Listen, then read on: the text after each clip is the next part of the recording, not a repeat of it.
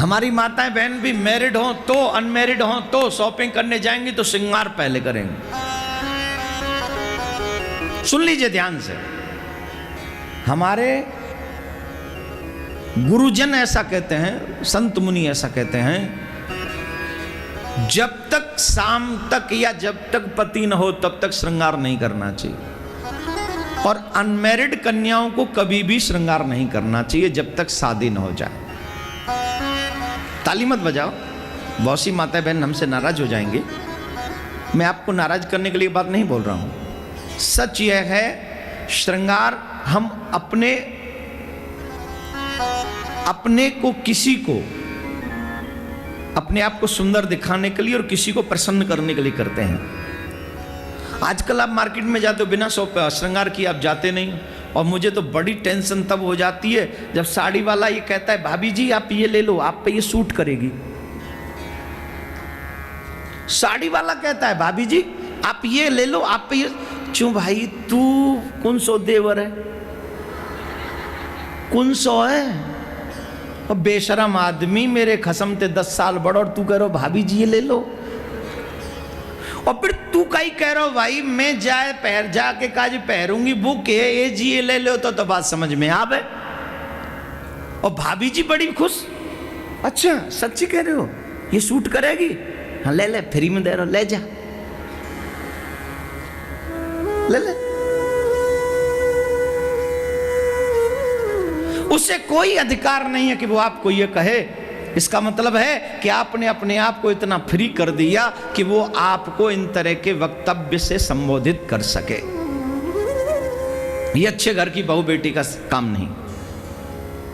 सबसे पहले तो कभी अकेले शॉपिंग करने मत जाओ, अगर जाना भी पड़े तो सीधे जाओ और सीधे चले आओ। इतना मत उसे ओपन होने दो कि वो तुम्हें भाभी कहे और सूट भी करवाए कि ये सूट है। क्यों? क्योंकि इससे आपकी मर्यादा भंग होगी, फिर वो आपका धीरे धीरे आप ही के घर पे साड़ी पहुंचाने लग जाएगा। ठीक है? अच्छा बनना बहुत मुश्किल है, बुरा बनना बहुत आसान। बहुत आसान है बुरा बनना, कोई बड़ी बात थोड़ी है। विद इन सेकेंड आप बुरे बन सकते हो। अच्छा बनने के लिए पूरी जीवन लग जाती है मेरे भाई बहन, पूरा जीवन लग जाता है अच्छा बनने के लिए। अगर कोशिश करना हो तो अच्छा बनने की कोशिश करो, मर्यादा में रहने की कोशिश करो।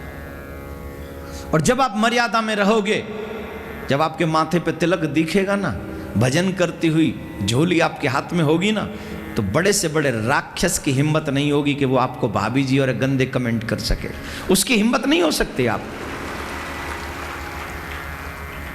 तो सबसे 2 चीजें याद रखें, पति साथ ना हो तो मेकअप करके आप बाजार ना जाएं, और जब तक आप बाजार में या घर से बाहर रहें तो बेवजह मुस्कुराते हुए पथ पर न चलें, रास्ते में न चलें, बेवजह न मुस्कुराएं। बिल्कुल भी आप मुस्कुरा कर नहीं जाएं, चुप जाइए, चुप आइए। मुस्कुराना हो तो अपने फैमिली मेंबर के बीच में मुस्कुराइए, वार्तालाप करना हो अपने परिवार के बीच में करिए, कोई टेंशन नहीं। और आई होप जो सीनियर लोग हैं वो मेरे बात से सहमत होंगे, और यंगस्टर्स थोड़े से मेरे से कह रहे होंगे महाराज कहाँ फंसा देते हो आप, कन्हैया को प्रसन्न करना है कि दुनिया को? जोर से बोलिए, कन्हैया को प्रसन्न करना है कि दुनिया को? पक्का? तो कन्हैया क्या ऐसे प्रसन्न होगा जैसे दुनिया होती है? कन्हैया को प्रसन्न करना है तो उसका रास्ता अलग है, और दुनिया को प्रसन्न करना है तो उसका रास्ता अलग है। हमारे मन में अशांति, हमारे घर में अशांति है इसीलिए है क्योंकि हमने दोनों ही रास्ते अपना रखे हैं। हम दुनिया को भी प्रसन्न करना चाहते हैं और हम कन्हैया को भी प्रसन्न करना चाहते हैं। तो वो एक शेर याद आ रहा है, खुदाई मिला ना विशाले शनम, यहाँ के रहे ना वहाँ के हम। हमें कुछ नहीं मिला, न यहाँ कुछ मिला न वहाँ कुछ मिला।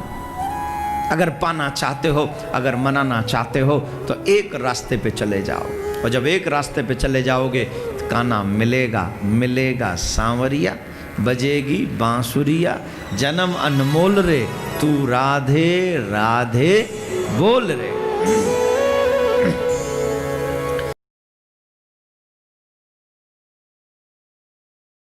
दुनिया का सबसे बड़ा दुख है गरीब होना। और उससे भी बड़ा दुख है अनाथ होना। जिंदगी अगर एक जंग है तो सबसे ज्यादा जिंदगी की जंग असहाय, अनाथ एवं गरीब बच्चे ही लड़ रहे हैं। वैसे तो यह दुनिया बहुत बड़ी है और इस दुनिया में जिसका कोई नहीं उसके भगवान हैं, इसमें कोई संदेह नहीं। परंतु वही भगवान जब किसी महापुरुष को सत्प्रेरणाओं से प्रेरित कर उनको माध्यम बनाकर समाज सेवा की ओर अग्रसर करते हैं तो भगवान की कृपा एवं दयालुता का एहसास स्वतः होने लगता है। कुछ इसी तरह का विचार शांति दूत श्री देवकीनंदन ठाकुर जी के हृदय में स्फुरित हुआ। विचार था असहाय, बेघर, अनाथ बच्चों के लिए आशियाना बनाकर उन्हें शिक्षा के प्रकाश से रोशन करना, समाज की मुख्य धारा से जोड़ना। पूज्य ठाकुर जी एक ऐसा ही आश्रय बनाने जा रहे हैं जहां उन बच्चों का संपूर्ण विकास एवं उनके भविष्य का निर्माण होगा। शिक्षा, संस्कार, देश प्रेम, खेल, उच्च कोटि की प्रतिभा बच्चों में रोपित की जाएगी। इसी सत्प्रयास के साथ आओ हम सब भी ब्रज भूमि पर बनने वाले इस अनाथ आश्रम में अपना योगदान देकर पुण्य लाभ प्राप्त करें एवं परम पूज्य ठाकुर जी के कंधे से कंधा मिलाकर इस सपने को पूरा करें।